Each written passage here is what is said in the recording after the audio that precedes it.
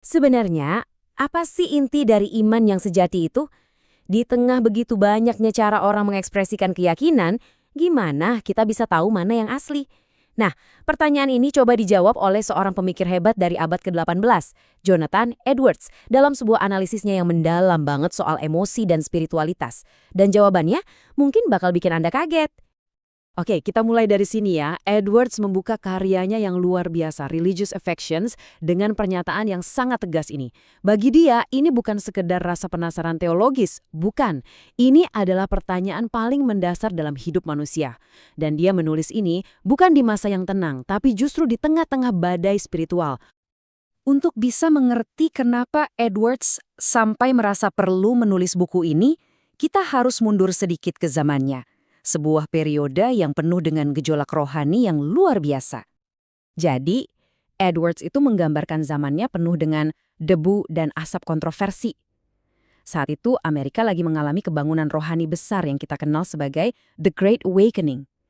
Ada semangat keagamaan yang meledak-ledak di mana-mana, tapi di saat yang sama muncul juga kebingungan yang luar biasa. Nah, inilah yang bikin situasinya jadi rumit banget. Di satu sisi, banyak orang yang benar-benar bertobat. Orang-orang suci sejati. Tapi di sisi lain, banyak juga orang munafik yang cuma ikut-ikutan tren. Pengalaman iman yang tulus itu bercampur aduk sama yang palsu. Akibatnya, wah, kacau. Orang beriman yang sejati jadi bingung, sementara mereka yang menentang agama jadi punya amunisi buat bilang, tuh kan, semuanya omong kosong. Di tengah kekacauan inilah, Edwards mengajukan sebuah ide utama. Semacam pisau bedah untuk memisahkan mana yang asli dan mana yang palsu.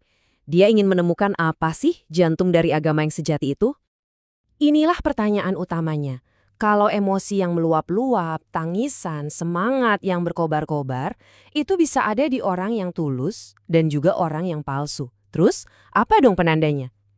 Jawabannya, menurut Edwards, bukan terletak pada ada atau tidaknya emosi, tapi pada jenis emosi itu sendiri. Nah, disinilah Edwards mengenalkan istilah kuncinya, afeksi keagamaan. Maksudnya apa sih? Gampangnya gini, ini tuh soal gerakan hati yang dalam dan kuat. Buat dia, agama sejati itu bukan cuma persetujuan intelektual terhadap serangkaian aturan. Bukan sekedar pikiran yang dingin dan gak terlibat. Agama sejati itu tentang hati, tentang kehendak, tentang seluruh jiwa kita yang digerakkan dengan kuat oleh kebenaran ilahi. Dan perbandingannya ini jelas banget. Tuhan itu nggak tertarik sama keinginan yang lemah atau sikap acuh tak acuh. Dia nggak mau hati yang dingin. Justru sebaliknya, yang dia tuntut adalah kesungguhan, semangat yang berkobar-kobar, hati yang terlibat total. Dengan kata lain, iman sejati itu harus punya afeksi. Oke, tapi mungkin ada yang bertanya, kenapa rasa atau afeksi ini jadi penting banget? Nah, Edwards nggak cuma bilang begitu saja. Dia membangun argumen yang sangat kuat untuk mendukungnya. Jadi, argumen utamanya bisa kita rangkum jadi 3 pilar ini.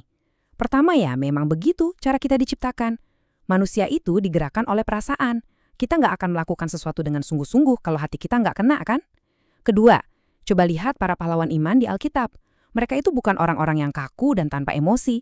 Dan ketiga, kalau kita mau lihat bentuk agama yang paling murni, ya lihatlah ke surga, tempat yang digambarkan penuh dengan kasih dan sukacita yang meluap-luap. Coba deh kita lihat contoh-contohnya lebih dekat. Mazmur Daud itu kan bukan tulisan teologis yang kaku. Itu curahan hati yang penuh cinta, kerinduan, dan sukacita. Rasul Paulus yang nulis sebagian besar Perjanjian Baru adalah orang yang benar-benar dikuasai oleh cinta yang membara. Bahkan Yesus sendiri, teladan iman yang sempurna, adalah pribadi dengan emosi yang dalam. Dia berduka, dia berbelas kasihan, dan dia menunjukkan semangat yang besar. Dan ini membawa kita ke argumen puncaknya. Kalau kita mau tahu seperti apa agama yang sejati itu, kita harus melihat bentuknya yang paling sempurna. Di surga tidak ada kepura-puraan, tidak ada campuran. Dan apa yang ada di sana bukan diskusi intelektual yang kering, melainkan luapan kasih dan sukacita yang dahsyat. Jadi, kalau agama di surga itu intinya tentang afeksi, maka agama sejati di bumi juga seharusnya begitu. Sampai di sini, argumennya kelihatannya sederhana ya. Iman sejati itu sama dengan emosi yang kuat.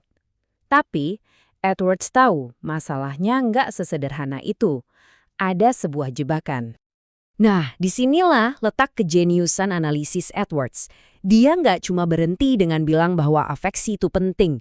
Dia melangkah lebih jauh untuk membahas masalah yang sebenarnya. Hati-hati, tidak semua emosi yang kuat adalah bukti iman yang sejati.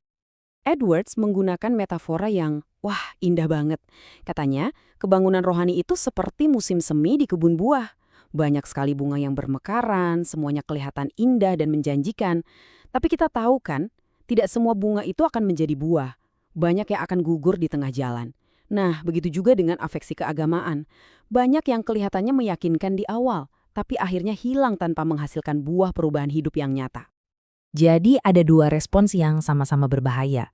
Di satu sisi, karena takut sama emosi palsu, beberapa orang menolak semua jenis perasaan dalam beragama, yang akhirnya cuma menyisakan ritual yang dingin dan mati.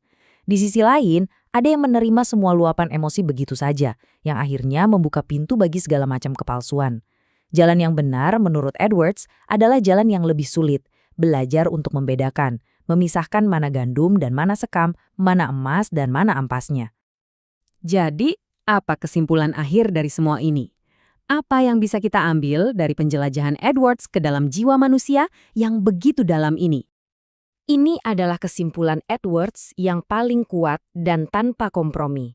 Baginya, iman tanpa afeksi bukanlah iman sama sekali. Itu adalah keadaan kematian rohani. Seseorang bisa saja punya semua pengetahuan teologi di dunia, tapi kalau hatinya tidak tergerak, tidak tersentuh, tidak terbakar oleh kebenaran itu, maka ia belum benar-benar hidup secara rohani. Pertanyaan yang diajukan Edwards hampir 300 tahun yang lalu ini masih sangat relevan buat kita hari ini. Di dunia yang seringkali lebih menghargai nalar yang dingin dan curiga terhadap emosi, kita dihadapkan pada pilihan yang sama. Apakah kita akan mengejar iman yang hanya ada di kepala? Atau akankah kita berani mencari sebuah agama dari hati, iman yang tidak hanya kita yakini, tapi juga kita rasakan secara mendalam? Pertanyaan ini layak untuk kita renungkan.